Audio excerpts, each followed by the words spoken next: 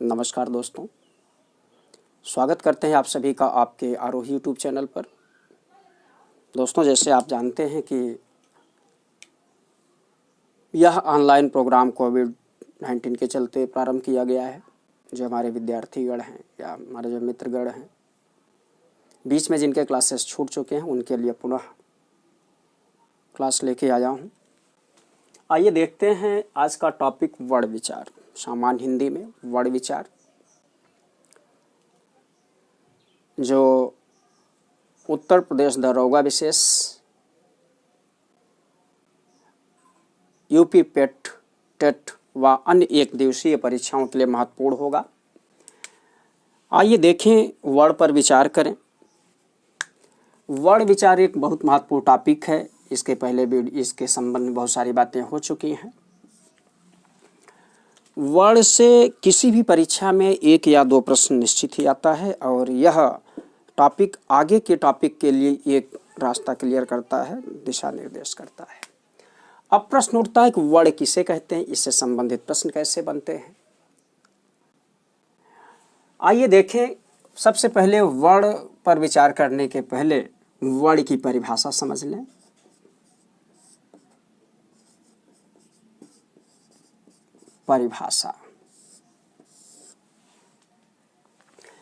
परिभाषा है वर्ण की वह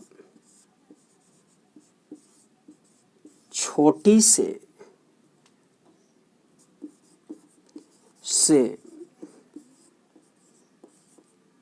छोटी स्वीकृत ध्वनि,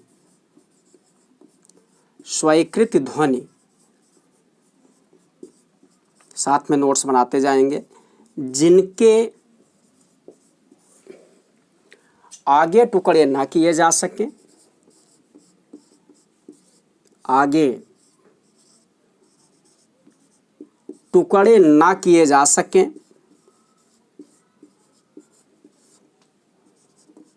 सकें, वर्ण या अक्षर कहलाता है।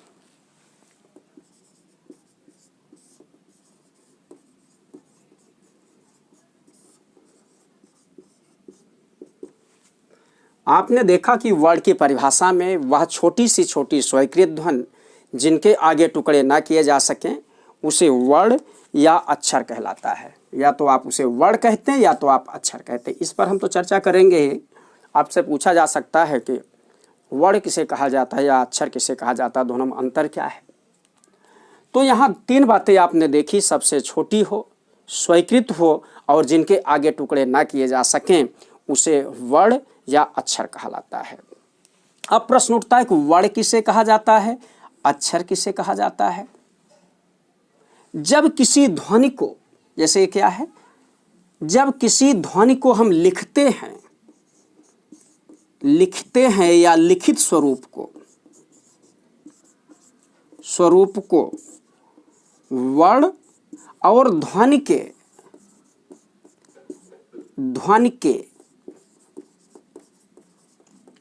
उच्चारित स्वरूप को अक्षर कहा जाता है। तो आपने देखा कि वर्ण किसे कहा जाता है। वर्ण जब किसी ध्वनियों को हम लिपिबद्ध करते हैं तो वह वर्ण होता है। जब किसी ध्वनि को हम उच्चारित करते हैं तो वही ध्वनि अक्षर हो जाता है। तो यहाँ आपने दो बातें देखी। अब प्रश्न उठता है कि जैसे हमने बताया कि वह छोटे, आपने वर्ण या अक्षर के बारे में समझा। अब वर्ण जैसे छोटी सी छोटी स्वीकृत ध्वनि, इसको समझ जाए तो देखें, जैसे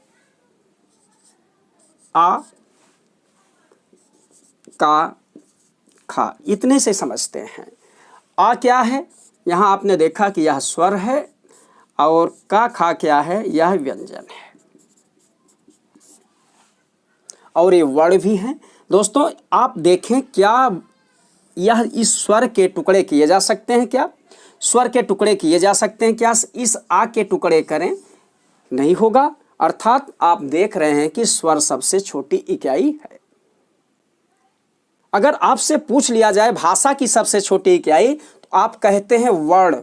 यदि विकल्प में स्वर व्यंजन दोनों रहे या कुछ और चीज़ रहे तो वहाँ पर भाषा की सबसे छोटी इकाई स्वर होता है।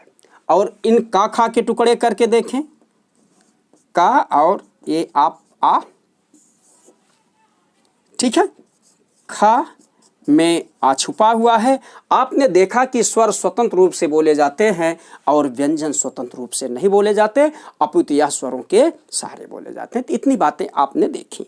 अब प्रश्न उठता है कि कुल वर्णों की संख्या कितनी है। ये भी आपसे एक प्रश्न पूछा जाएगा, कई बार परीक्षाओं में पूछा गया है। कुल वर्णों की संख्या,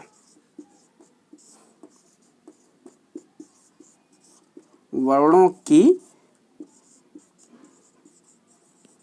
संख्या, कुल वर्णों की संख्या 52 होती है। इन्हीं वर्णों से, 52 वर्णों से आपके प्रश्न भी बनते हैं। एक बात आवश्यक है कि यहाँ समझ लेना, आप लोग वर्ड को इग्नोर करते हो सॉरी, तो वर्ड इग्नोर करने लायक नहीं है। जिसका वर्ड अच्छा होगा, जैसे आप जानते हैं, जिसका वर्ड अच्छा होगा उसकी संधि अच्छी होगी, जिसकी संधि अच्छी होगी उसकी वर्तनी अच्छी होगी, और जिसका वर्तनी अच्छा होगा उसका लेख अच्छा होगा, जिसका लेख अच्छा होगा उसके सफलता की प्रायोरिटी बढ़ती चली जाएगी।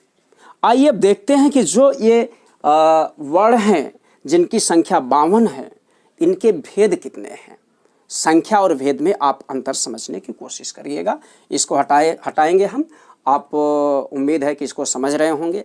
साथ में नोट्स भी बनाते जाइएगा ताकि किसी प्रकार की कोई समस्या ना हो। अब देखें वर्णों के भेद। इसको एक चार्ट के माध्यम से समझने की कोशिश करें। पहले चार्ट स्वरूप में समझिएगा, फिर एक एक टॉपिक को अलग अलग वीडियो के माध्यम से, छोटे छोटे वीडियो के माध्यम से समझने का प्रयास करिएगा ताकि किसी भी स्तर पर समझने में कोई विसंगति ना हो।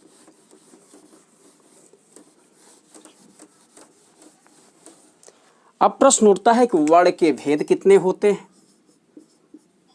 वर्ण के भेद बहुत अच्छा है। पहला प्रश्न बनता है कि भाषा की सबसे छोटी इकाई, तभी हमने आपको समझाया कि भाषा की सबसे छोटी इकाई वर्ण होती है। यदि विकल्प में परिवर्तन हो तो वहाँ भाषा की छोटी इकाई को आप सबसे छोटी इकाई स्वर भी कह सकते हैं। जब हम MCQs टाइप के क्वेश्चन सॉल्व कराएंगे तो इस प्रकार के प्रश्नों पर भी चर्चा करेंगे। आइए देखते हैं भेद में। वर्ण के 3 भेद होते हैं। पहला भेद है स्वर, दूसरा भेद है व्यंजन, और तीसरा भेद है अयोग वाह। आपने 3 बातें देखी वर्ण के भेद में, स्वर, व्यंजन और अयोग वाह। अब दोस्तों यहाँ से प्रश्न बनेगा, स्वर किसे कहते हैं, इनकी कुल संख्या कितनी होती है, मूल संख्या कितनी होती है, संयुक्त स्वर कौन कौन से हैं, या विविध आधारों पर स्वरों के भेद किए जाते हैं, उनसे भी प्रश्न आपसे बनेंगे। व्यंजन से भी उसी प्रकार से और अयोगवाह से भी उसी प्रकार से प्रश्न बन सकते हैं। पहले हम इन्हें एक चार्ट के रूप में समझने की कोशिश करेंगे, फिर अलग अलग एक एक यूनिट को समझने की कोशिश करेंगे ताकि आप बेहतर तरीके से समझ सकें। आइए सबसे पहले हम स्वर की परिभाषा ऐसे समझ लें, स्वर की परिभाषा समझ लें, व्यंजन की परिभाषा समझ लें, फिर अयोगवाह समझ लें, फिर उसके बाद आगे बढ़ने का प्रयास किया जाए। अब प्रश्न उठता है कि स्वर किसे कहा जाता है। स्वर किसे कहा जाता है, तो आप देखें स्वर की परिभाषा में फेफड़े से उठी वह वायु, फेफड़े से उठी वह वायु, वह वायु जो मुंह के रास्ते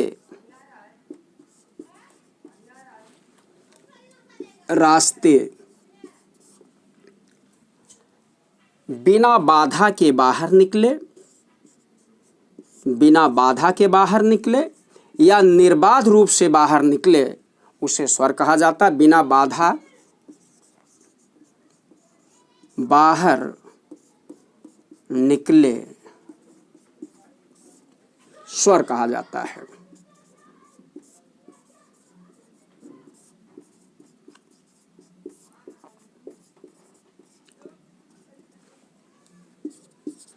बिना बाधा के बाहर निकले स्वर कहा जाता है। आपने देखा कि बिना बाधा फेफड़े से कोई वायु उठे और निर्बाध रूप से मुंह के रास्ते बाहर निकल जाए उसे स्वर कहा जाता है। अब यही एक प्रश्न आपसे बन सकता है, स्वर स्वतंत्र रूप से बोले जाते हैं, स्वर स्वतंत्र रूप से बोले जाते हैं।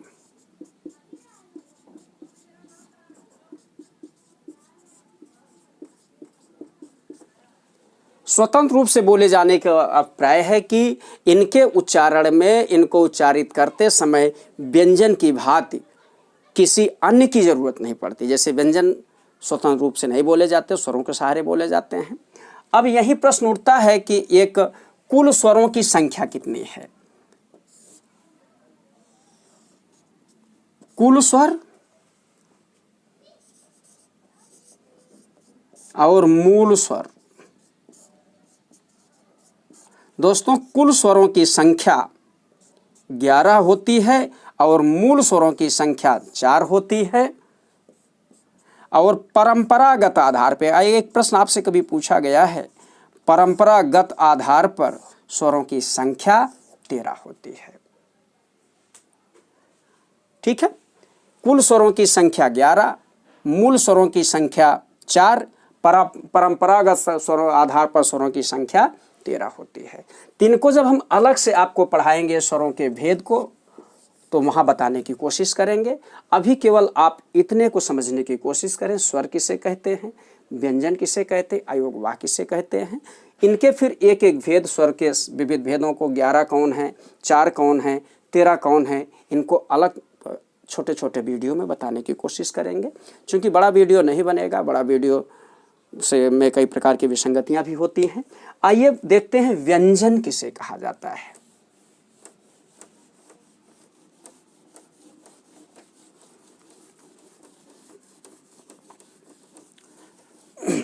सॉरी, व्यंजन किसे कहा जाता है?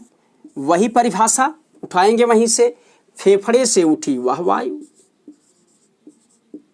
फेफड़े से उठी वह वायु जो निर्बाध रूप से जो मुंह से अंशतः रुक कर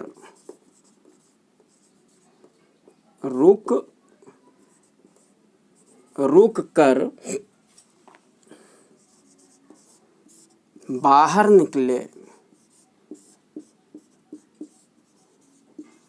निकले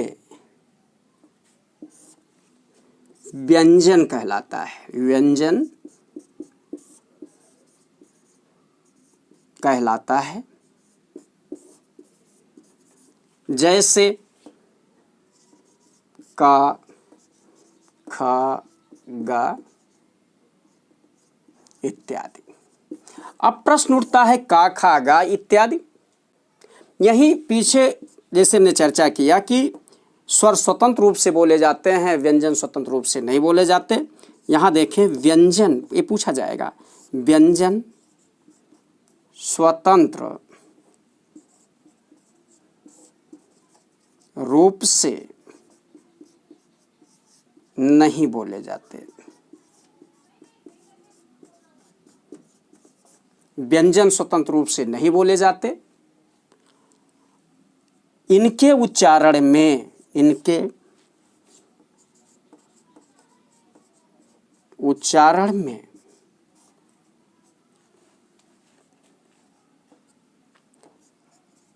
स्वरों की जरूरत पड़ती है।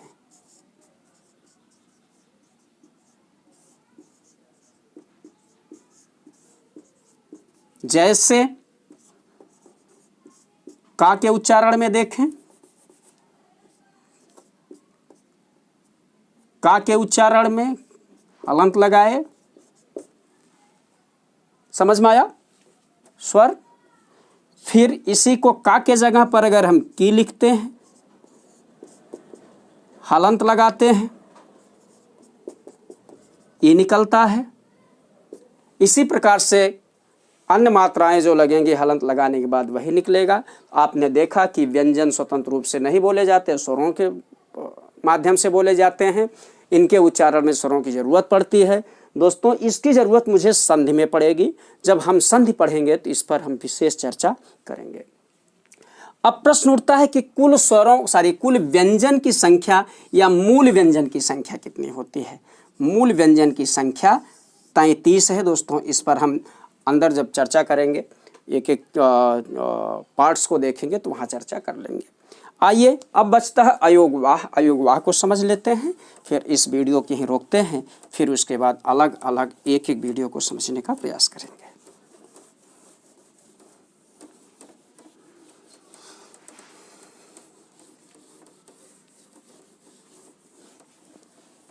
देखिए, अब प्रश्न उठता है अयोगवाह किसे कहा जाता है।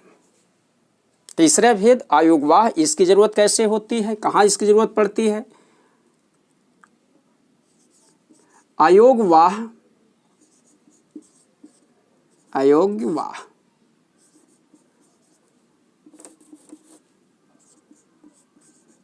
अयोगवाह दो शब्दों, ध्यान रखिएगा यहीं से, अयोग्य धन वाह के योग से मिलके बना है। अयोग का मतलब होता है बेकार, जो अयोग्य हो, और वाह का मतलब होता है साथ या निर्वाह। ऐसे वर्ण जो अयोग्य होते हुए भी साथ दें उसे अयोगवाह कहा जाता है। फिर से समझें, ऐसे वर्ण जो अयोग्य होते हुए भी साथ दें उसे अयोगवाह कहा जाता है। इनकी संख्या 2 है। एक अनुस्वार होता है, दूसरा विसर्ग। अनुस्वार का चिन्ह देखें,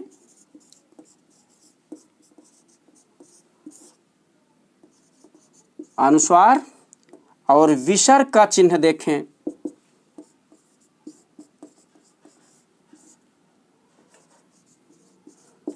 आप लोग मुझे बताएं, समझने का प्रयास करें, इसको अयोगवाह क्यों कहा जाता है।